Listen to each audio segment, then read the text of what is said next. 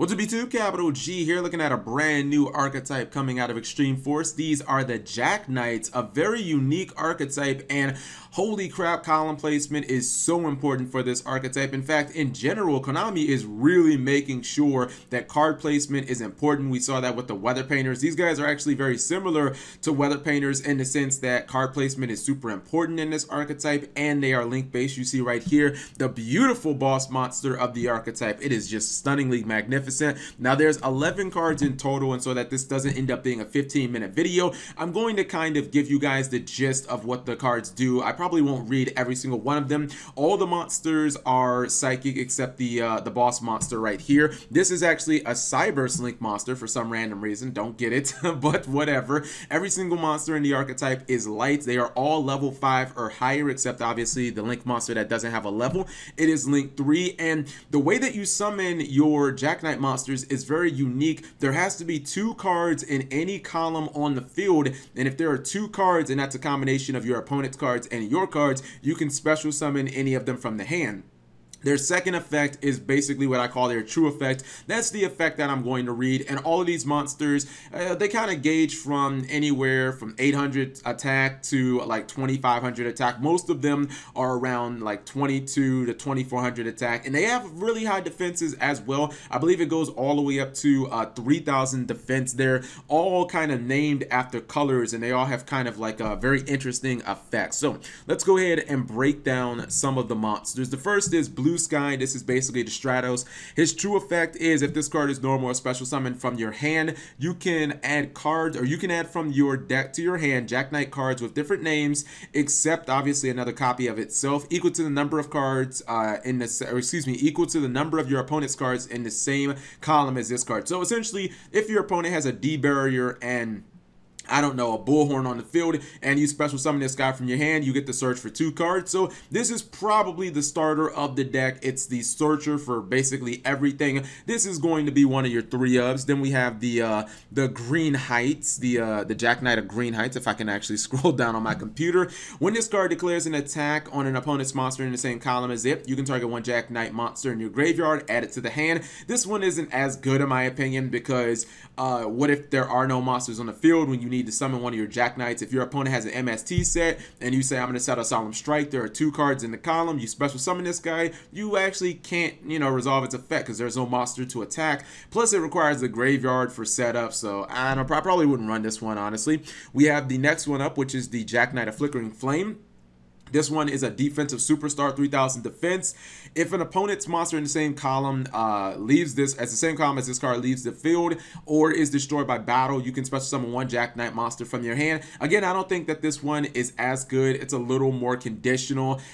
Yes, there are ways of triggering it yourself, blowing one of your opponent's monsters up on the field, or if they link summon or something like that, if they synchro summon, or if you use a link monster that's in the same column as this to run a monster over, because this guy ain't running no monsters over with 800 attack. You could activate the effect, but I don't generally like monsters like this that kind of, just special summon from the hand, and it's kind of like conditional. So this one is not as good either. We have the Yellow Baboon.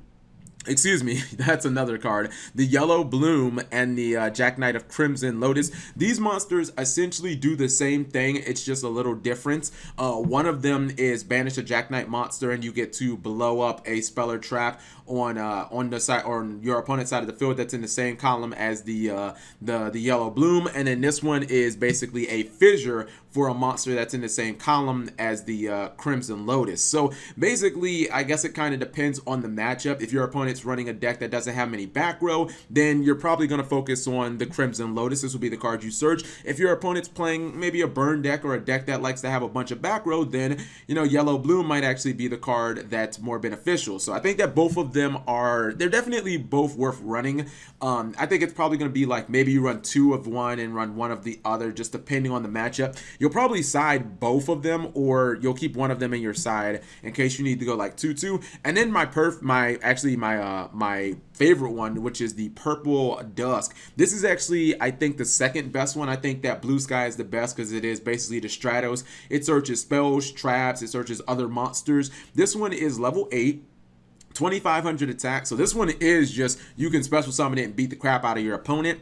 It's a quick effect, which I love. You can target one Jack Knight monster you control, including itself. That's what makes this card. Banish that monster until your next standby phase, then add one Jack Knight monster from your deck to your hand, except another copy of Purple Dust. So this guy is not only a +1, but it's a card that can dodge just, you know, those pesky torrentials and mirror forces if your opponent uses mind control, or they have something weird that you just don't want to deal with. They try and run this guy over. You can actually, you know, I guess use maybe Rippling Mirror Force or something like that, so you have an open field. In general, this just seems like a very solid card. I'd probably run 3 of this. And then we have the Field Spell, which is actually pretty damn nuts.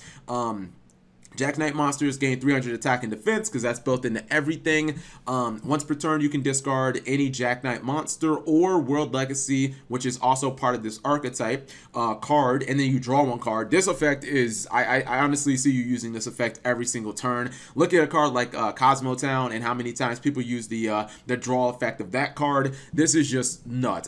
You definitely are going to use this every turn, especially considering all the monsters are high level. So if you're forced to go first and you can't summon anything, then you can use this and you can try and draw some like defensive cards. The third effect is actually bananas. You can banish 6 Jack Knight monsters from your graveyard or face up on the field. Send all cards in your opponent's hand and in their extra deck to the graveyard. I don't understand how you could possibly lose the duel if you resolve this effect. The game should be over. You obliterate their extra deck, you obliterate their hand. All they have is their field. If you hit them with something like a Regeki afterwards, game's basically over. They have no resources. So that's a pretty damn nuts effect. I would imagine you run 3 of the Field Spell. And then for the continuous spells and traps, they all have second effects that make it that if you control a Jack Knight monster, your opponent's activated effects of spells, traps, or monster effects are negated if the monster or if that card activates in the same column as the Jack Knight monster. Each one does something different.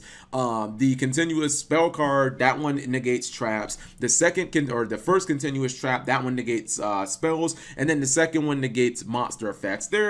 I mean, those are okay. I guess it can be kind of nice to have. These cards aren't overly impressive, except I would say the second trap card, which basically says when this card is activated, you can target 1 level 5 or higher monster in your graveyard, special summon it. When this card leaves the field, destroy that monster. So I think this is really good because if you can pitch your monsters from the hand because they happen to be dead, then you can just use this and, you know, basically summon them back for free, and you don't have to worry about column placement or any of that jazz. And this is also searchable, so I think this is really good. This one gives 1,000 attack for any. It gives 1,000 attack and defense for to one level 6 or higher monster on the field. It's like, okay, I guess a little more damage. Possibly you don't have to attack a monster. You can attack directly and use it. You cannot use it on the Link monster, which is unfortunate because Link monsters don't have levels, so that's kind of weird. I don't understand why they didn't just say, you know, a Jack Knight monster, but that's whatever. And then this one gets a Jack Knight monster or World Legacy card that is banished, and it adds it to the hand. I don't really know if this one should be played at all because from what we've seen, there's only like one way, or I mean, I guess you could use the Field Spell to banish, but is that like even worth, like, is this one even worth playing, honestly? Like these two, at least you can kind of see situations where you can do a little bit of work with them, especially the Call the Haunted trap, but I don't know if the continuous spell card is even worth playing because it just seems way too situational. Then finally, we have the Link monster that is a Link 3, Cyberus type for some random reason. All the cursors or the link points are pointing down, left, and down right, and this guy is like the anti-Link monster. You know how Link monsters generally get stronger as you know, as you put more cards, or as you link them up, as you have more link cursors pointing to things. This guy's actually the opposite. It's like the less stuff that points to him, the stronger he actually becomes. And I say that because if you look at his first effect, if there are no cards in the same column as this card, it can attack directly.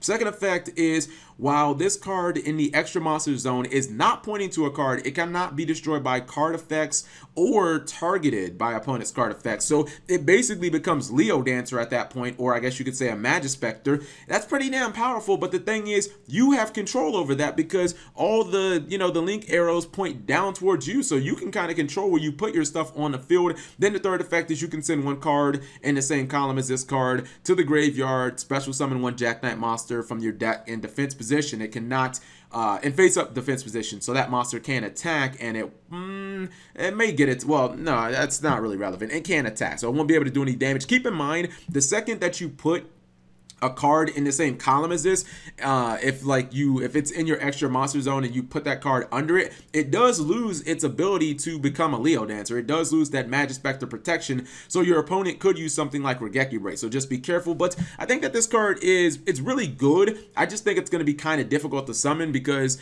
in general, these Jack Knight monsters, you can only special summon one of them via their effect. So it's not like you can spam these guys if I didn't mention that. Every single one of their first effects are hard once per turn in the archetype, so it's going to be kind of difficult to give up 3 of them for a boss monster unless that boss monster wins you the duel. So you'll probably run this guy, you probably just won't summon it that many times. But let me know what you guys think of the archetype. I'm not sure if they'll get many more cards because 11 cards is a lot to give to an archetype in its debut set. We saw that with like World Chalice, and then World Chalice hasn't really gotten that much support since then. But definitely an interesting archetype, and I hope Konami keeps up this whole emphasis on card placement and columns and whatnot. Anyways, whatever you guys think, leave it in the comment section below. Thank you guys for watching. As always, subscribe if you have not already, and turn on the notifications for daily videos. This video has been brought to you by Audible. Get a free audiobook download and 30-day free trial at audible.com/MegaCapitalG. Over 180,000 audiobooks to choose from. I'm listening to the very, very interesting Pegged by My Kawaii Anime Waifu. Link in the description.